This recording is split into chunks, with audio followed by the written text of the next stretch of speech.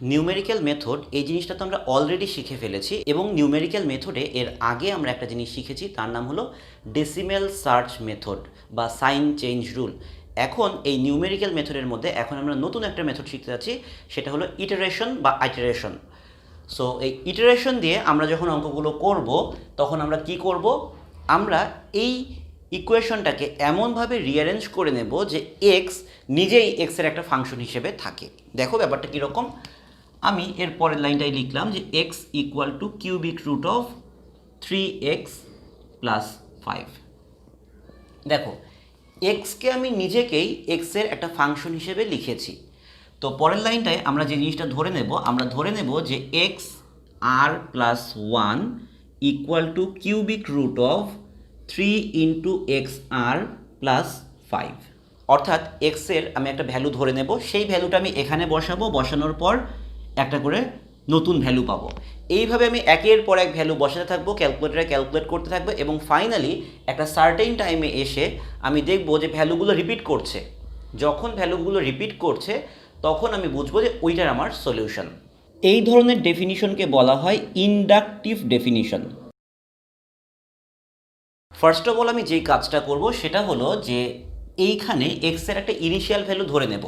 আমরা ধরে নিলাম যে এক্স 0 ইকুয়াল টু 2, তাহলে এক্স 1 কত হবে, cubic root of 3 into 2 plus 5 equal to 2.22398। আমি ধরে নিচ্ছি যে আমি এইখানে এই অঙ্কটার সলিউশনটা 5 ডেসিমেল প্লেস পর্যন্ত বের করব। তাহলে x 2 cubic root of 3 into এক্সের জায়গায় এবার এই ভ্যালুটা বসে যাবে 2.22398 প্লাস 5 ইকুয়াল টু 2.26837। এরপর x3 cubic root of x2 এর যে ভ্যালু পেলাম সেটা এখন এক্সের জায়গায় বসিয়ে দেবো 2.26837 প্লাস 5 ইকুয়াল টু 2.27697। x3 ভ্যালুটা আমরা পেলাম, এবার আমরা x4 বের করব। কিউবিক রুট অফ 3 ইন্টু এক্সের ভ্যালুটা কত, 2.27697 প্লাস 5, এই ভ্যালুটা কত চলে আসে, 2.27862। একটা জিনিস খেয়াল করো, ইটারেটিভ মেথড যখন তুমি ইউজ করছো, এইটার থেকে এটার দূরত্ব যত, এর থেকে এর দূরত্ব তার থেকে কম, এর থেকে এর দূরত্ব তার থেকে কম। খেয়াল করে দেখো যে এখানে 2.22 আর এখানে 2.26, পরের লাইনে এখানে 2.27 হয়ে গেল এবং এখানে 2.27 ফিক্সড রয়ে গিয়েছে, থার্ড ডেসিমেল পর থেকে চেঞ্জ শুরু হচ্ছে। তাহলে x5 যেটা, সেটা নিশ্চয়ই x4 এর আরও ক্লোজ হবে।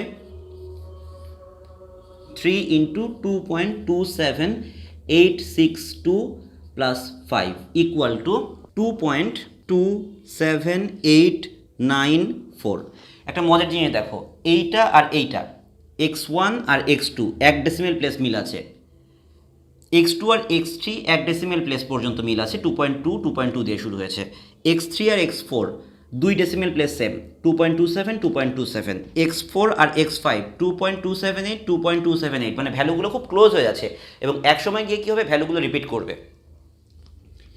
x6 equal to cubic root of 3 into 2.278 plus 5 equal to 2.27900। সামান্য বৃদ্ধি পেয়েছে। এবার আমরা x7টা ক্যালকুলেট করি। x7 equal to cubic root of 3 into 2.27900 plus 5, 2.27902। x8 equal to cubic root of 3 into 2.27902 plus 5 equal to, মজার বিষয় হলো এবারে ভ্যালুটা রিপিট করে গেল।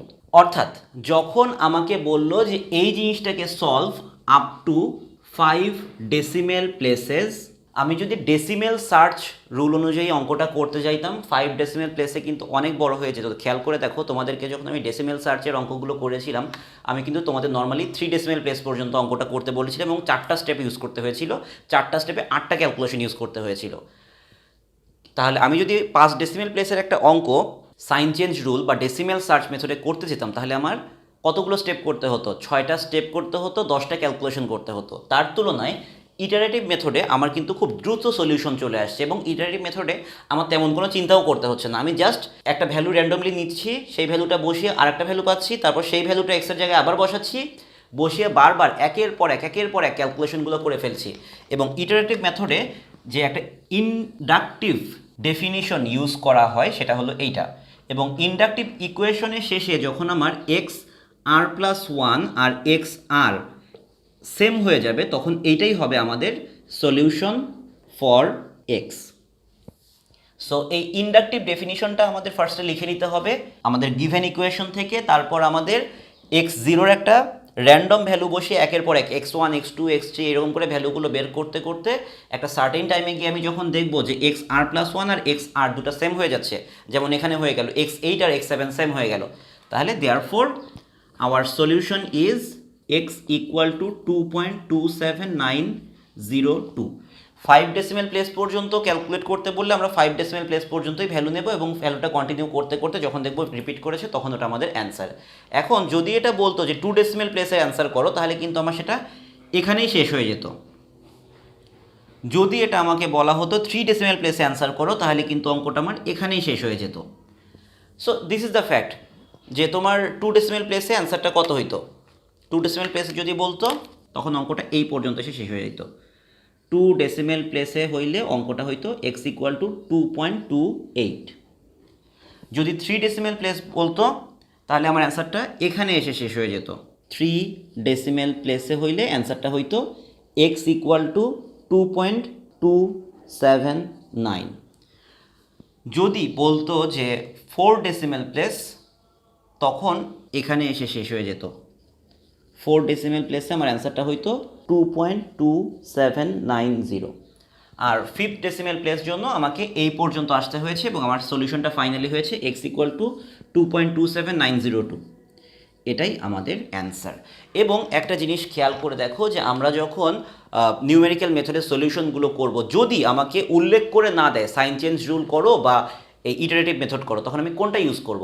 আমি কিন্তু অবশ্যই ইটারেটিভ মেথডটা ইউজ করব। কারণ খেয়াল করে দেখো সাইন চেঞ্জ মেথডের তুলনায় ইটারেটিভ মেথডটা অনেক সোজা, এবং ইটারেটিভ মেথডে তোমার তেমন কোনো চিন্তাই করতে হয় না। জাস্ট তোমার একটা ইকুয়েশন থেকে আরেকটা ইকুয়েশন বানিয়ে নিতে হয়, এক্সকে সাবজেক্ট বানাতে হয় এক্সের রেসপেক্টে, তারপর জাস্ট ক্যালকুলেশনটা ফ্লো করে দিতে হয়, এবং অঙ্কটা ফাইনালি একটা সার্টেন টাইমে এসে মিলে যায়। এইটাই হলো আমাদের নিউমেরিক্যাল মেথডের ইটারেশন মেথড।